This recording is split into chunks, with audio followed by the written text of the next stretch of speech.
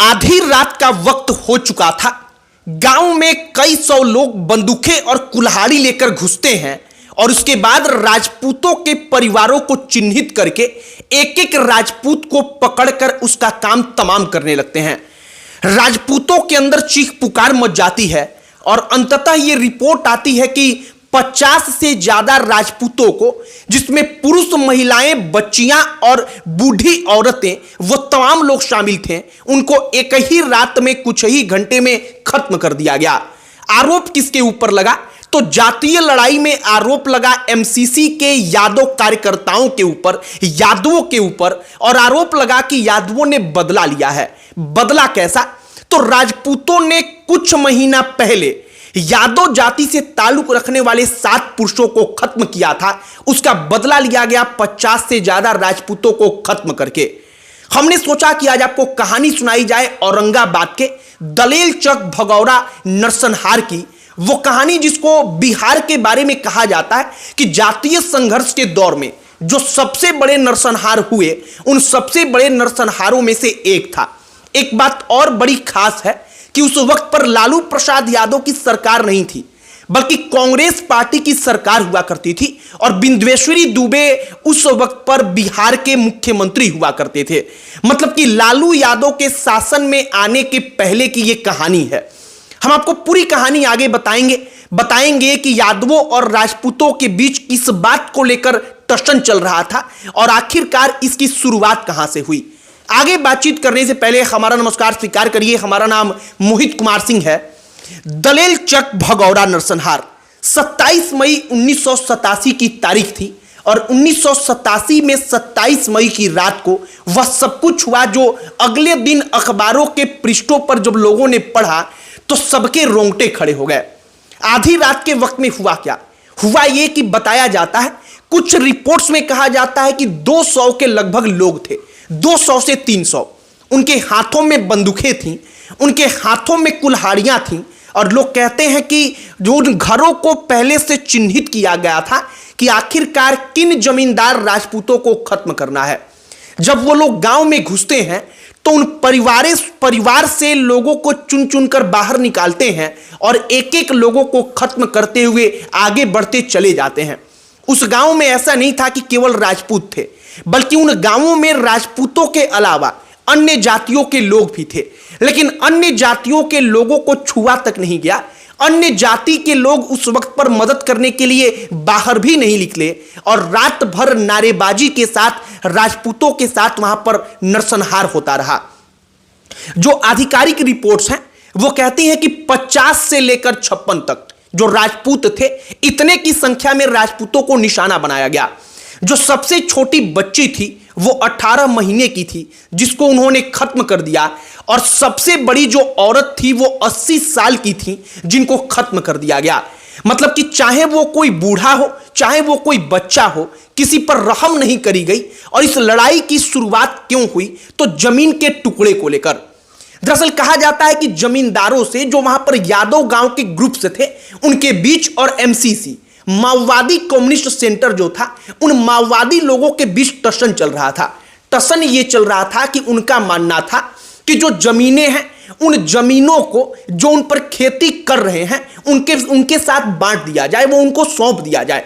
राजपूत जमींदार चाहते थे कि जमीन हमारी है तो वो जमीन हमारे ही हक की है, तो हमारे अधीन रहेगी, वो जमीन हमारा ही रहेगा। इस चीज की लड़ाई उस वक्त पर शुरू होती है जब सबसे पहले एक गांव में एक राजपूत जमींदार को यादव समाज और एमसीसी के द्वारा मिलकर, जो एमसीसी वहां पर था उसमें यादव जाति के लोग थे, और उन्होंने एक ग्रुप बनाकर उस राजपूत जमींदार को खत्म कर दिया। जिस गांव में राजपूत जमींदार को खत्म किया गया उस गांव का नाम था अंजन गांव। उस अंजन गांव की घटना का असर यह हुआ कि एक और गांव पड़ता है छेचानी गांव। छेचानी गांव में राजपूतों ने उस जमींदार का बदला लिया। उन्होंने सोचा कि अगर यहां पर कुछ बोला नहीं जाएगा तो इनका हौसला बढ़ेगा, और उन्होंने जाकर के यादवों के घरों से एक एक पुरुषों को चुनकर निकाला और 7 पुरुषों को छेचानी गांव में खत्म कर दिया गया। आधिकारिक तौर पर कई सारे ऐसे रिपोर्ट्स हैं जिनमें इस बात का भी जिक्र किया जाता है कि यादवों के घर में जो महिलाएं थीं उनके साथ दुर्व्यवहार किया गया। और इसके बाद से सबसे बड़ी प्लानिंग बनती है कि राजपूतों को सबक सिखाना है, और यह शुद्ध रूप से जातीय संघर्ष था। आप विकिपीडिया का रिपोर्ट पढ़ेंगे, आप तमाम अलग अलग जाकर के रिपोर्ट्स पढ़ेंगे, तो उसमें कहा जाएगा कि यह शुद्ध रूप से जातीय संघर्ष था, जिसमें अगड़ी जाति के राजपूत थे और पिछड़ी जाति के यादव थे। इन दोनों के बीच की लड़ाई थी, और यादवों का साथ कई सारे रिपोर्ट्स में कहा जाता है कि उस गांव के कुर्मियों ने और पासवानों ने और अन्य पिछड़ी जातियों ने भी दिया था। अब कहानी सुनिए। होता क्या है कि 27 मई की रात को जो दलेल चक और भगौरा गांव है, राजपूत जो वहां पर रहते हैं, पहले से चिन्हित किया गया था कि वो कौन कौन से राजपूत जमींदार हैं जो जमीनों को लेकर के लड़ाई कर रहे हैं, जो जमीनों पर अपना स्वामित्व बना रहे इसके लिए संघर्ष कर रहे हैं। अब उन परिवारों को चुन करके टारगेट किया गया। रात में कई सारे रिपोर्ट्स कहते हैं कि 200 से 300 लोग आए थे, और कई सारे रिपोर्ट्स में कहा जाता है कि 600 से 700 की फौज उतरी थी। मतलब 600 से 700 तक लोग थे, और उसके बाद से उस गांव में एक एक करके 50 से लेकर 56 तक संख्या अधिकतम हो सकती है, इतने राजपूतों को एक ही रात में खत्म कर दिया गया। बिहार में उस वक्त पर लालू प्रसाद यादव उभर रहे थे, वो सीएम नहीं बने थे, उनकी सरकार नहीं थी। वो पहली बार 1990 में मुख्यमंत्री बने। क्योंकि लालू प्रसाद यादव का जिक्र हम इसलिए कर रहे हैं क्योंकि अक्सर ये आरोप लगता है कि लालू प्रसाद यादव जब मुख्यमंत्री बने तब जातीय संघर्ष बढ़ा, लेकिन जातीय संघर्ष की शुरुआत लालू प्रसाद यादव के सीएम बनने के कई साल पहले से हो चुकी थी, और जातीय संघर्ष, अगड़ा पिछड़ा, जमीन को लेकर अलग अलग जातियों के बीच की लड़ाई चरम पर पहुंचने लगी थी। जो दलेल चक भगौरा गांव है वो उसी का एक प्रमाण है कि लालू यादव के सीएम बनने के 2 से 3 साल पहले वहां पर इतना बड़ा नरसंहार हुआ। हम विकिपीडिया का एक रिपोर्ट पढ़ रहे थे, तो उस रिपोर्ट में उसी गांव के रहने वाले रामदीन सिंह कहते हैं कि उस वक्त पर यादव जो थे वो चाहते थे कि राजपूतों को खत्म कर दिया जाए।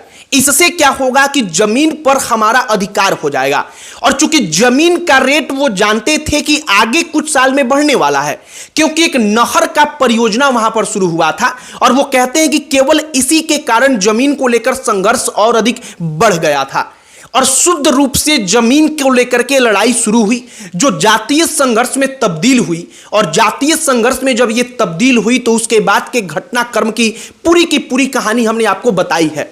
दलेल चक भगौरा गांव में जब यादवों ने एमसीसी जो कैडर था उनके साथ मिलकर के वहां पर हमला बोला, तो वहां पर हुआ क्या कि उन्होंने बदला एक एक सिरे से लिया।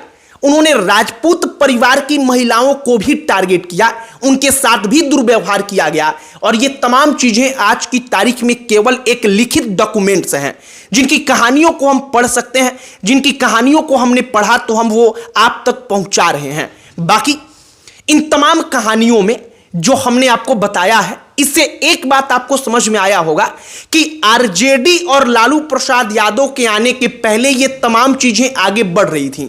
हाँ, लालू प्रसाद यादव जब सत्ता में आए तो वो भी इसे कंट्रोल कर पाने में असफल रहे, और अब तक बिहार की जो राजनीति है वो इन तमाम नरसंहारों से प्रभावित होती है, और अगले कई दशकों तक प्रभावित होती रहेगी, ये एकदम तय है। हमने आपको पूरी कहानी सुनाई है। आपकी प्रतिक्रिया जो भी है आप कमेंट बॉक्स में लिखकर बता सकते हैं। बाकी अन्य कोई टॉपिक जिस पर आप चाहते हो कि हम चर्चा करें, उसकी कहानी आप तक पहुंचाएं, तो आप उसे कमेंट बॉक्स में लिखकर बताइएगा। हमारा पूरा प्रयास होगा कि हम उस पर भी वीडियो बनाएं। बाकी इस वीडियो को यहीं पर समाप्त करते हैं। अंत में हमारा परिचय, हमारा नाम मोहित कुमार सिंह है। बहुत बहुत धन्यवाद।